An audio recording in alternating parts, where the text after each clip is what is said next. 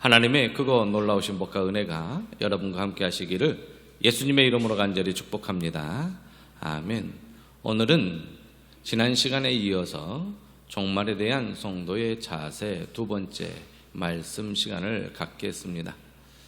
예수님께서 마태복음 24장에서 재림 징조에 대해서 말씀하시고 25장에서 달란트 비유, 열처녀 비유, 양과 염소의 비유를 통하여서 주신 핵심적인 말씀은 재림은 반드시 온다라는 것이고 때는 누구도 알 수 없다라는 것이며 지금 맞을 준비하라라는 것입니다. 그리고 마지막으로 주신 메시지 하나는 준비는 언제나 개인적이다라는 것이지요. 부모님의 신앙이 좋으니까 아들, 딸들이 구원받는다. 아닙니다. 아내의 신앙이 좋으니까 남편은 덤으로 구원받겠지 또한 아닙니다. 언제나 종말에 대한 준비는 개인적으로 하여야 한다라는 것이지요. 지난 시간에 저와 여러분들은 본문을 중심으로 산 소망이 넘치는 것에 대하여 말씀을 나누었습니다. 종말이지만은 말세이지만은 저와 여러분들에게 산 소망이 있게 하심은 하나님의 놀라운 은혜인 것이지요. 이 산 소망은 죽은 소망이 아니고 또한 썩어질 것이 아니고 더럽지 아니하고 쇠하지 아니하는 유업인데 그것이 바로 다시 오실 우리 주님께서 저와 여러분들에게 영원하게 주어질 하나님 나라인 것이지요. 저와 여러분들은 이미 구원받았습니다. 그러나 아직은 아니지요. 그렇다고 이미 구원받은 사람이 아직 구원함을 받지 못하였느냐? 그것 또한 아닙니다. 정말로 이 시간에 성령님의 감동으로 예수 그리스도를 구주로 고백한다면 이미 구원받은 자는 100% 우리 주님 오실 때에 하나님 나라 새하늘과 새 땅에 참여하는 하늘 백성이 되기 때문에 우리는 의심할 바가 없는 것이지요. 썩지 아니하고 않고 더럽지 않고 쇠하지 아니하는 유업, 그것을 저와 여러분들에게 주신 우리 하나님께 감사와 영광을 돌립니다. 말세에 저와 여러분들은 어떠한 태도로 이 말세를 지나야 되고 우리 다시 오실 주님을 맞이할 준비를 해야 하냐 할 때에 지난 시간에 말세의 성도는 미혹을 받지 않도록 깨어있어 복음을 전해야 합니다 라고 말씀을 드렸습니다. 자, 세 가지가 있지요. 종말, 즉 말세에 미혹받지 않도록 주의해야 합니다. 적그리스도가 많이 일어나고 거짓 선지자들이 많이 나타나기 때문에 미혹받지 않도록 주의해야 하고 그러기 위해서는 깨어 있어야 하는데 말씀과 기도로 깨어 있어야 합니다. 그러면서 우리 주님 다시 오실 때까지 저와 여러분들이 무엇을 해야 하느냐? 우리 주님이 오셔서 하신 일 바로 복음을 전해야 한다라고 말씀을 드렸습니다. 오늘은 두 번째 시간을 갖고 다음 시간에는 세 번째 시간을 갖겠습니다. 종말에 임한 성도의 자세 두 번째, 말세의 성도는 두려워하지 말고 환난을 참으며 정결한 삶을 살아야 합니다라는 것이지요. 오늘은 이 두 번째 타이틀을 가지고 세 가지로 말씀을 드리면 첫 번째가 두려워하지 말자라는 것이지요. 이건 명령입니다. 두려워하지 말라라고 명령하셨기 때문에 저와 여러분들은 서로에게 우리 두려워하지 말자. 종말이지만 말세이지만 두려워하지 말자라고 말씀 붙잡고 서로 격려하며 살아야 하는 것입니다. 그리고 어김없는 환난, 당연히 임한 환난, 누구도 피할 수 없는 이 환난을 저와 여러분들은 참아야 한다라는 것이지요. 그러면서 정결한 삶을 살아야 합니다. 최후의 심판, 계시록에 있는 백보자 심판이 있기 때문에 저와 여러분들은 정결한 삶을 놓쳐서는 아니 됩니다. 여기에 대해서 구체적으로 말씀을 더 이어가겠습니다. 첫 번째로 두려워하지 말아야 합니다. 예수 그리스도의 재림에 대하여 이야기를 들으면 두렵지요. 그리고 재림 전 징조에 대해서 예수님께서 말씀하신 것을 보면 두렵습니다. 정말로 그런 날이 온다면 우리가 견딜 수 있을까? 두려울 수밖에 없습니다. 계시록에 보면 7인 재앙, 7 나팔 재앙, 7 대접 재앙을 보면 지금 저와 여러분들이 겪고 있는 코로나19는 아무것도 아닌 더 큰 환란이 예언되어 있기 때문에 이 예언을 읽어보면 두렵습니다. 그게 바로 주의 날이 임하기 전에 이러한 환란이 있다고 하는데 두려울 수밖에 없지요. 그런데 성경은 말씀합니다. 이러한 일이 있다 하여도 마음이 흔들리거나 두려워하거나 하지 말라라는 것이지요. 그 이유가 있습니다. 두려워하지 말라라는 이유, 그것은 참새보다 저와 여러분들이 더 귀하기 때문에, 하나님의 뜻이 아니면 참새도, 한 아사리온에 2마리가 팔리는 참새도 하나님의 허락이 아니면 땅에 떨어지지 않습니다. 참새 또한 하나님 앞에 하나님이 귀하게 여기거늘 하물며 우리일까 보냐, 믿음이 적은 자들아 라는 것이지요. 마태복음 10장 31절 앞에 말씀을 좀 이어가 보면 참새 2마리가 한 아사리온, 즉 1,500원에서 2,000원 정도에 팔리는데, 그 하찮은 참새라도 하나님이 허락하지 아니하시면 땅에 떨어지지 않는다. 그 참새도 하나님께서 그렇게 세밀하게 간섭하시고 또한 돌보시는데, 머리털까지 세시는 하나님께서 세심하게 저와 여러분들을 살피시고 보호하여 주시지 않겠느냐 하신 하나님의 말씀이 있기 때문에 이어서 두려워하지 말라. 하나님께서 하신다. 하나님께서 지키시니 너희들은 참새보다 더 귀하니, 비교할 수 없을 정도로 귀한 존재이니 두려워하지 말라라는 그러한 격려의 말씀을 예수님께서 주셨습니다. 그렇다면 저와 여러분들이 종말에 말세에 무엇을 두려워해야 하는가 할 때에, 몸은 죽여도 영혼은 능히 죽이지 못한 자들을 두려워하지 말고, 즉 사람 두려워할 게 아닙니다. 그러면 누구를 두려워해야 합니까? 오직 몸과 영혼을 능히 지옥에 멸할 수 있는 이를 두려워하라 라는 거죠. 우리 성삼일체 하나님을 두려워하는 마음으로 섬겨야 한다. 그게 경건입니다. 저와 여러분들이 이 세상을 살아갈 때에 이미 난리의 소문 많이 들었습니다. 근데 두려워하지 말라라는 거죠. 아직 끝이 아니지요. 더 큰 환란이 예비되어 있고, 어떠한 또한 핍박과 박해가 예비되어 있을지 우리는 상상할 수도 없을 어려움이 앞으로도 있을 수 있기 때문에 저와 여러분들은 그것 때문에 두려워할 수밖에 없는데, 결론적으로 하나님의 말씀은 두려워하지 말라라는 것입니다. 예수님께서 이 세상에 오셔서 평안을 주셨지요. 두려움을 주려고 이 세상에 오신 것이 아닙니다. 요한복음 14장은 보혜사 성령, 즉 다락방 강화에 대한 이야기가 쭉 14장, 15장, 16장에 이어집니다. 이래 3장에 걸쳐서 다락방 강화, 마지막 십자가를 앞두고 예수님께서 제자들에게 강화, 메시지를 쉽게 풀어서 설명하는 이 강화를 제자들에게 하시면서 평안에 대한 이야기를 하셨어요. 그리고 예수님께서는 평안을 주시는 분이라고 말씀하셨지요. 이 평안은 세상이 주는 평안과 다릅니다. 세상에서는 우리에게 근심 걱정을 주는 것이지요. 그런데 우리 주님께서 주시는 평안은 세상이 주는 평안과 같지 않다. 그러므로 근심하지 말고 두려워하지 말라라고 말씀하십니다. 평안을 주시는 주님이 계시기에 두려워하지 말라라는 말씀이지요. 이어서 예수님께서 십자가에 못 박혀 죽으셨습니다. 평안을 주시겠노라고 하신 예수님께서 십자가에 죽으시니 제자들은 두려울 수밖에 없었습니다. 그리고 예수님을 죽인 사내들인 공회의 회원들이 살아있고, 그들이 예수님을 따르는 제자들 또한 죽이려고 혈안이었습니다. 그러니까 제자들은 두려워서 문을 걸어 잠그고 숨어 있었지요. 그런데 예수님께서 부활하신 몸으로 그들에게 나타나셔서 샬롬 하신 것이지요. 너희에게 평강이 있을지어다 인 것입니다. 저와 여러분들 코로나19로 인하여 두려움이 있으신 분이 계실 거예요. 염려와 근심이 있으신 분이 계십니다.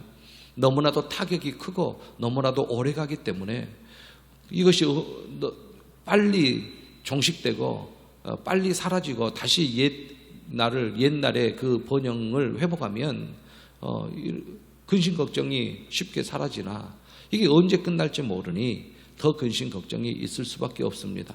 경제력으로도 타격을 받으신 분도 계실 것이고 여러 가지로 영육 간의 손실이 많지요. 그렇지만 이로 인하여 저와 여러분들 두려워하지 마십시오. 부활하신 주님께서 두려워 떨고 있는 제자들에게 샬롬 너희에게 평강이 있을지어다 하신 이 말씀을 저와 여러분들 오늘 이 시간에 마음에 받으셔서 세상을 이기신 주님의 평강이 여러분들 마음속에 넘쳐나시기를 예수님의 이름으로 간절히 축복합니다. 아멘. 우리는 두려워할 존재가 아니다라는 것이지요. 또 성경에 분명히 약속하셨습니다. 하나님께서 저와 여러분들에게 두려운 마음을 주시기를 원하시지 않아요.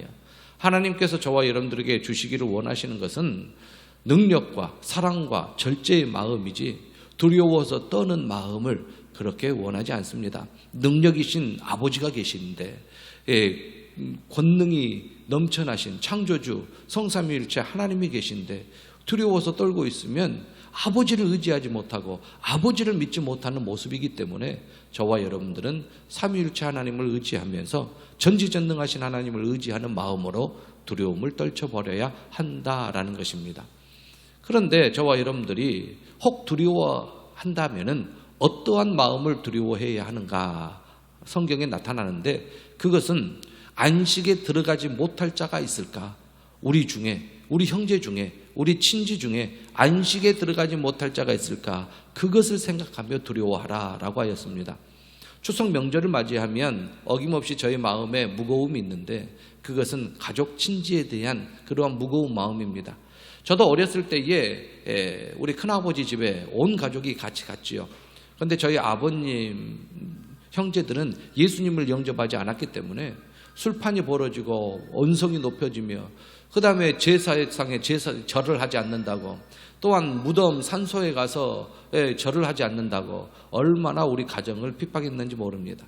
핍박과 박해를 받으면서 마음속에 흐르는 눈물 또한 진짜로 눈물을 흘리면서 마음속에 피눈물이 나는 것은 그들이 구원받지 못하고 있기 때문에 안타까운 마음뿐입니다. 거기에서 그렇게 박해를 받고 집에 광주로 올라오는 내내 눈물을 흘리지요. 그러면서 가족 친지들을 위해서 기도할 수밖에 없어요. 그들을 구원하여 주옵소서. 그런데 강팍하기는 이루 말로 표현할 수가 없지요. 절하지 아니하려면 조상도 모르는 자는 우리 집에 올 필요도 없다. 큰아버지의 목소리입니다. 아직도 제 귀에 쟁쟁합니다. 저와 여러분들 두려워한다면 무엇을 두려워해야 합니까? 자, 하나님의 안식에 들어가지 못할 자가 있을까? 여러분들 주변을 살펴보시기를 바랍니다. 추석 명절을 맞이하여서 여러분들 주변 형제들, 일가 친척들 위하여 불신자들을 위하여 기도하는 시간 되었으면 합니다. 이러한 저와 여러분들이 되기를 간절히 부탁드립니다. 환난을 맞이하여도 두려워하지 말아야 한다는 것이지요. 자, 두 번째로 그러면 두려워하지 말면 어떻게 해야 됩니까? 참아야 됩니다. 견뎌내야 하는 것이지요. 이 또한 지나가리. 하나님께서 지나가게 하신다라는 것입니다. 환난은 참아야 합니다. 나의 힘이 아닌 하나님께서 주신 힘으로 참아야 합니다. 견뎌내야 한다라는 것이지요. 마태복음 13장에 4가지 종류의 밭의 비유가 나옵니다. 씨는 동일한데 밭에 따라 열매가 100배, 60배, 30배 그렇게 맺혀졌지요. 자, 첫 번째 길가입니다. 마른 땅이에요. 뿌리를 내리지 못합니다. 두 번째가 돌밭인데 이 돌밭은 말씀을 듣고 즉시 기뻐하였으나 뿌리를 내리지 못합니다. 그래야 해서 말라버립니다. 이 뿌리가 내리지 못함을 예수님께서 해석하셨는데 그게 바로 환난이나 박해로 말미암아 넘어진 자다라는 것입니다. 저와 여러분들이 신앙생활 하다가 환난과 박해가 오면 넘어져요. 신앙생활을 아예 포기해버립니다. 예수님이 나의 구주이심을 아예 버려버립니다. 이러한 자는 넘어지는 자지요. 돌밭에 뿌린 씨앗처럼 뿌리를 내리지 못하고 열매를 맺지 못합니다. 환난과 박해가 일어납니까? 참아라 라는 것이지요. 마태복음 24장 재림징조입니다. 재림징조를 보면 두렵고 떨린다 하였지요. 환난에 저와 여러분들을 내어준답니다. 예수님의 이름을 믿고 있다라는 그 이유 하나 때문에 저와 여러분들이 세상 사람들로부터 미움을 받는답니다. 그러니까 얼마나 힘들고 어렵습니까? 환난에 넘겨주겠다. 잡혀가지고 환난을 받게 합니다. 잡혀 끌어다가 박해를 받게 합니다. 얼마나 힘이 든 상황입니까? 그럼에도 불구하고 예수님께서 말씀하십니다. 내 안에서 평안을, 우리 주님 안에서 평안을 누리라. 우리 주님께서 주시는 평안은 세상에 주는 평안과 다르다. 너희들이 세상에서 환난을 당하지만 담대하라. 내가 세상을 이기었노라. 할렐루야. 우리 주님께서 세상을 이기셨기 때문에 저와 여러분들은 이 환난을 참아야 합니다. 주님께서 이기게 해주시기 때문에 주님께서 이기신 이 환난, 그리고 사망 권세, 우리 주님께서 깨뜨리셨기 때문에 주 안에서 저와 여러분들은 환난을 참고 견디며 종말을 맞이해야 한다라는 것입니다. 사도행전 11장에 스데반의 일로 인하여 환난을 받은 자들이 흩어졌습니다. 스데반이 사도행전 7장에 메시지를 전하지요. 유대인들에게. 스데반의 메시지를 보면 100% 맞습니다. 한마디도 틀린 것이 없어요. 얼마나 그렇게 통찰력이 좋은지 하나님께서 성령을 주셔서 그의 입술을 주장하시어서 그의 입술에서 흘러나오는 메시지는 하나님의 메시지였어요. 전혀 틀린 바가 없어요. 그런데 그 메시지를 들은 유대인들이 이를 갈고 분을 억누르지 못하고 돌을 들어 스데반을 칩니다. 그러니까 스데반 집사가 돌에 맞아 죽지요. 여러분, 돌 맞은 스데반이 잘못되었습니까? 돌을 던진 유대인들이 잘못되었습니까? 결코 스데반이 잘못되지 않았습니다. 그런데 돌을 맞았습니다. 이 돌을 맞은 이후에, 스데반이 죽은 이후에 예루살렘 교회가 큰 핍박을 당하여 흩어집니다. 그런데 흩어졌는데 놀라운 역사가 일어나요. 복음의 역사가 일어난 것이지요. 여러분, 하나님의 뜻이 있는 것이지요. 돌을 맞은 스데반이 잘못되지 않았어요. 이 세상에 교회가 잘못되었습니까? 결코 교회가 잘못되지 않습니다. 교회를 향하여 돌을 던진 자들이 잘못입니다. 교회는 그리스도의 몸이요, 교회의 머리가 우리 주 예수 그리스도이기 때문에 성삼위일체 하나님이 세우신 교회가 잘못되었다? 결코 잘못되지 않았습니다. 교회를 향하여 돌을 든 자들이 잘못됨을 기억하시고 교회에 다니는 것을 부끄러워하지 마십시오. 복음은 부끄러움의 대상이 아닙니다. 복음은 구원을 주시는 하나님의 능력인 줄로 믿습니다. 스데반 집사로 인하여 예루살렘 교회가 큰 환난을 받아서 성도들이 흩어졌습니다. 그런데 복음을 들고 흩어졌더니 놀라운 역사가 일어납니다. 자, 서쪽으로는 지중해 바다이기 때문에 동쪽으로 베니게로 복음이 증거됩니다. 구브로로 남쪽 아프리카로 복음이 증거됩니다. 북쪽 소아시아 안디오게까지 복음이 증거됩니다. 흩어진 자들이 복음을 증거한 놀라운 역사를 우리는 성경을 통하여 봅니다. 교회가 핍박을 당합니까? 그렇다면 복음이 끝난 것인가? 아니지요. 복음의 역사는 계속되는 것입니다. 벌룬 현상이라고 있어요. 풍선 효과. 풍선 효과는 이제 풍선 현상으로 어디 풍선을 누르면 한쪽은 오므라들지만 작아지지만 다른 한쪽은 부풀어지는 풍선 효과를 이야기하죠. 그런데 그 안에 들어있는 공기의 양은 똑같습니다. 천국은 그렇지 않습니다. 천국은 겨자씨와 같고 천국은 누룩과 같아서 확장력이 있습니다. 지금 현재 우리 눈에 보이는 대로 우리 한국 교회가 침체되었다고 전 세계 교회가 침체된 것은 아닙니다. 하나님의 나라는 언제나 확장력이 있습니다. 그러므로 유럽 교회가 쇠퇴되었을 때 미국 교회가 부흥하였고, 미국 교회가 쇠퇴되었을 때 한국 교회가 부흥하였고, 한국 교회가 쇠퇴되었을 때에 미얀마와 필리핀, 동남아가 복음의 역사가 일어난 것을 우리는 세계 역사를 통하여 봅니다. 아직도 천국 복음, 하나님의 나라는 확장력이 있어 우리 주님 오실 때까지 사마리아의 땅끝까지 증거될 줄로 믿습니다. 교회는 약하지 않습니다. 교회는 우리 주님 성삼위일체 하나님께서 세우신 것이기 때문에 결코 약하지 않습니다.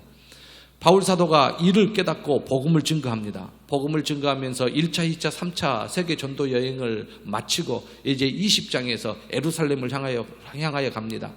바울 사도의 간절한 마음은 로마로 가는 것이었습니다. 고린도에서 조금만 옆으로 가면 그리스고 조금만 옆으로 가면 서쪽으로 가면 로마인데, 그때 당시 로마가 큰 제국이기 때문에 로마에 가서 복음을 증거하면 더 넓은 영향을 미칠 터인데, 더 큰 영향을 미칠 것인데, 그렇게 미칠 것이기 때문에 로마에 가서 복음을 전하고 싶었지요. 그런데 하나님께서는 딱 고린도에서 다시 아시아로 오게 해서 이제 다시 예루살렘으로 가게 합니다.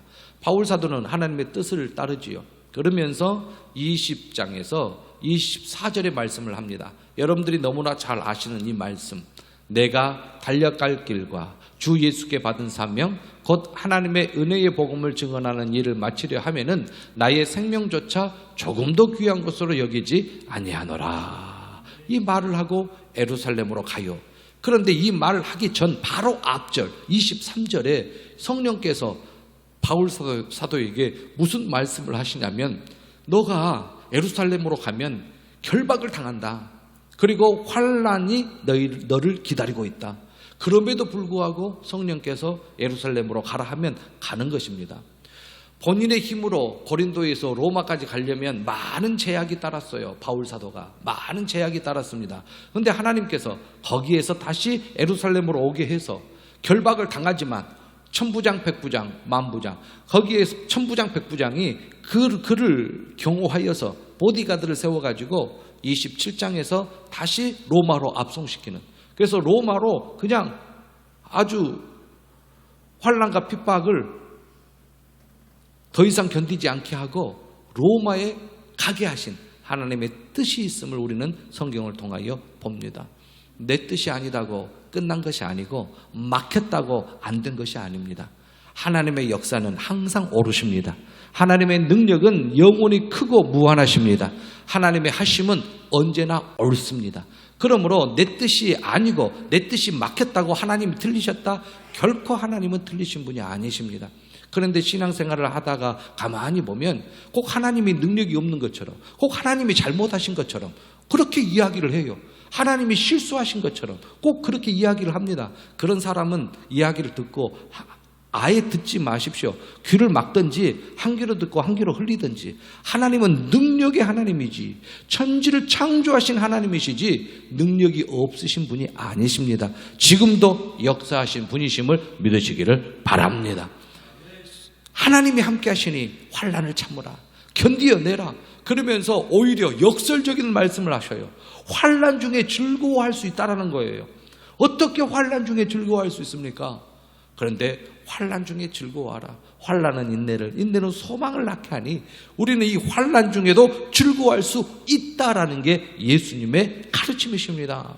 여러분, 환난 중에 어떻게 즐거워합니까? 눈물이 흘리고 마음이 아프고 괴로운데 어떻게 즐거워할 수가 있습니까? 환난을 참으면 그 환난과 비교할 수 없는 어마어마한 영광을 주시기 때문에 우리는 그 약속을 믿고 환난을 참을 수 있는 것입니다. 로마서 8장을 보면 환난이나 공고나 박해나 기근이나 적신이나 위험이나 칼이나 어떠한 것도 그리스도의 사랑에서 끊을 수가 없다고 약속하셨습니다. 그러므로 환난을 받았다고 내가 끝났는가? 그리스도의 사랑에서 떨어졌는가? 그리스도의 사랑이 나에게 멀어졌는가? 생각할 필요가 없어요. 약속의 말씀이 있기 때문에 어떠한 환난을 받는 중에라도 그리스도의 사랑에서 저와 여러분들을 끊을 수가 없습니다. 그렇기 때문에 저와 여러분들은 환난을 어떻게 해야 됩니까? 참아야 됩니다. 그리고 환난 받는 사람에게 예수 그리스도께서 위로함을 주셔요.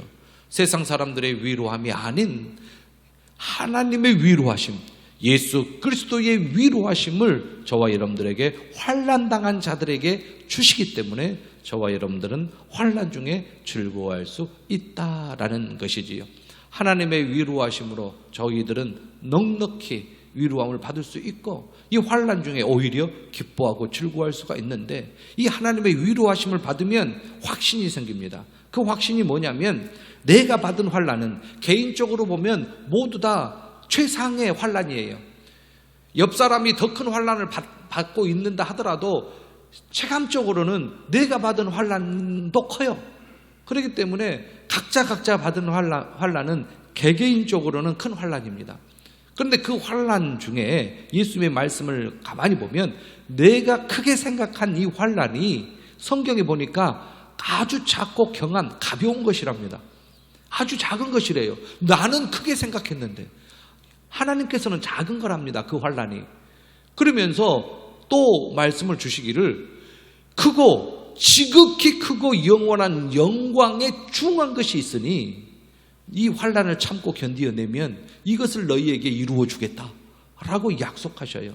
예수님께서 십자가의 고난을 참으신 이유가 무엇입니까? 십자가의 영광이지 않습니까? 십자가 없이는 부활의 영광이 없어요. 고난 없이는 영광이 없다라는 거죠. 죽음 없이는 부활이 없다라는 것입니다. 이걸 알기에 예수님께서 십자가의 고난을 참으신 이유는 부활의 영광을 위하여.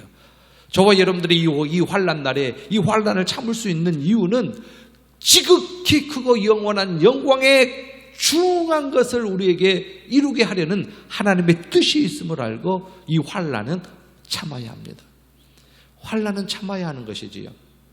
이 환난과 많은 시련 가운데에서 이 비밀을 아는 사람들은 넘치는 기쁨이 있습니다. 넘치는 기쁨이 있어요. 여러분들 환난 당하는데 기뻐할 수 있는 사람은 그리스도인밖에 없어요. 이 세상에 그리스도인밖에 없어요. 약속의 말씀이 있기 때문에 그렇습니다. 가난한 자들은 헌금을 하지 못한다. 이 또한 잘못이에요. 바울 사도가 고린도 후서에 기록한 말씀 또한 체험적으로 경험한 건데 예루살렘 교회가 큰 핍박으로 또한 환난을 당하여서 성도들이 약해지고 어려움이 있으니까 이제 초대교회에서 헌금을 하게 됩니다. 이 헌금을 하게 되는데요, 가난한 그들의 풍성한 연보를 경험했어요. 여러분, 돈이 많다고 옆 사람 도와주는 거 결코 아닙니다. 아무리 돈이 많아도 옆 사람을 도와주기는커녕 옆 사람 것을 빼앗는 사람이 있어요. 그런데 없는데 콩 한 조각이라도 나눠 먹은 사람이 있습니다. 마음인 거예요. 마음인 것입니다. 믿음인 거예요. 그 사람이 정말로 그리스도를 믿는 믿음이 있느냐라는 것이지요. 그러므로 환난 중에도 기뻐할 수 있다. 이 말씀을 우리에게 주시면서 환난 중에 흔들리지 말라, 그 약속을 저와 여러분들에게 주시지요. 그리고 또 약속의 말씀을 주셔요. 저와 여러분들이 환난을 당하고 박해를 받습니다. 그러면 잘못한 것도 없는데 왜 이렇게 박해를 당해야 되고 환난을 당해야 되느냐? 무엇 때문이나 신앙생활 잘하고 있는데 왜 그러느냐? 괴로울 때가 있습니다. 이유도 없이 고난을 당할 때가 있어요. 특히 예수 그리스도를 믿는다는 이유 하나만으로 더 큰 고난에 빠질 때가 있습니다. 환난을 받을 때가 있어요. 그런데요, 위로의 말씀이 있습니다. 우리 주님 다시 오실 때 환난을 받게 하는 자들에게는 환난으로 갚으시고 나 대신 갚으신 우리 주님이 계셔요. 그래야 공의의 하나님이시죠. 내가 환난을 당했는데 환난을 준 자들을 잘했다 한다면 공의의 하나님이 아닌 거예요. 공의의 하나님은 환난을 받게 하는 자들에게는 환난으로 갚으시고, 그리고 환난을 받은 자들은 어떻습니까? 환난을 받은 자들에게는 안식으로 갚으십니다. 안식으로 갚으셔요. 이게 공의의 하나님이십니다. 결코 하나님은 저와 여러분들에게 손해를 주시지 않지요. 예수님 믿었더니 손해더라, 평생 교회 다녔더니 헛것이더라, 이렇게 하면 복음이 아닙니다. 우리 하나님은 기쁜 소식, 복음을 전해주신 분이시기 때문에 결코 우리에게 잘못하게 하지 않으시지요. 여호와는 나의 목자시니 내게 부족함이 없게 하시는 하나님이심을 다윗이 고백했듯이 저와 여러분들도 하나님께서 풍성한 은혜로 갚아주실 줄로 믿습니다. 그러므로 환난을 받으면 참으면 되는 거예요. 이게 성경적이에요. 환난할 때에 참으라라는 것이지요. 우리 주님 분명히 다시 오십니다. 다시 오시겠다고 약속하셨지요. 이 성경 곳곳에 약속하셨습니다. 그러면 우리 주님 다시 오셨을 때에 복음을 받아들이지 아니하는 자들, 하나님을 모르는 자들, 복음에 복종하지 아니하는 자들은 우리 주님 다시 오실 때에 기회를 놓치지요. 다시 기회가 없어요. 영원한 형벌, 멸망의 형벌에 던져질 수밖에 없습니다. 지금이 기회인 것이지요. 지금 저와 여러분들 말세를 당하면 종말에 환난이 있을 때에 더 큰 하나님의 부흥의 역사가 있거든요. 교회의 역사를 보면, 한국교회의 역사를 보면 지금 저와 여러분들이 신앙생활을 잘하고 있는데 우리 한국교회에 미국 선교사님들이 오셔가지고 복음을 전할 때 보면 얼마나 미국 선교사님들이 핍박을 받았는지 말로 표현할 수가 없어요. 말로 표현할 수가 없어요. 그렇게 핍박을 당했어요. 지금 저와 여러분들이 신앙생활 하는 것이 그때보다 훨씬 낫습니다. 그리고 또한 초대교회에 에루살렘 교회의 핍박, 유대인들로부터 핍박을 당한 걸 보면 그것도 말로 표현할 수 없을 정도의 핍박을 받아요. 또한 종교개혁 때 1517년 종교개혁 이후에 개신교들이 로마 캐톨릭에게 핍박을 받은 걸 보면 정말로 표현할 수 없을 정도로 핍박을 많이 받았어요. 지금이 낫지요. 그런데요, 핍박을 받았을 때 그때 복음의 역사가 일어난 것을 여러분들 아십니까? 우리 한국교회도 핍박을 받았을 때 폭발적인 교회의 부흥의 역사가 있었어요. 여러분들 좀 한 10년, 20년 전에 우리가 한 몇십 년 동안 평안하니까 교회가 차츰차츰 침체되나 이제 다시 하나님께서 교회를 부흥시킬 것입니다. 코로나 이후 시대에 다시 한번 폭발적인 교회의 부흥의 역사가 우리 한국교회에 있기를 다시 한번 소망하며 기도해 봅니다. 여러분들도 마찬가지지요. 평안하였을 때에는 그냥 왔다 갔다 신앙생활을 했어요. 근데 이제는 여러분들 신앙을 점검해 보십시오. 정말로 내가 종말을 살아가는 성도로서의 바른 신앙 자세로 살아가고 있느냐? 정말로 다시 오실 주님을 예비하는 신앙으로 살아가고 있느냐? 여러분들 신앙을 점검할 때입니다. 누가 오라에서 앉아있고 부모님이 오라에서 앉아있고 그것이 아니라 자발적으로 예수 그리스도께서 나의 구주이심을 고백하며 다시 오실 주님이심을 사모하며 이 자리에 앉아 계시는 저와 여러분들이 되어야 될 줄로 믿습니다. 이제 마지막으로 저와 여러분들 다시 오실 주님을 확신한다면 정결한 삶을 살아야 되지요. 반드시 행한 대로 심판이 있기 때문에 정결한 삶을 놓쳐서는 아니 됩니다. 예수님께서 저와 여러분들을 대신하여 십자가에 죽으신 것은 죄에서 해방, 다시는 죄의 종 노릇하지 않게 하기 위해서 예수님께서 십자가에서 물과 피를 쏟으셨어요.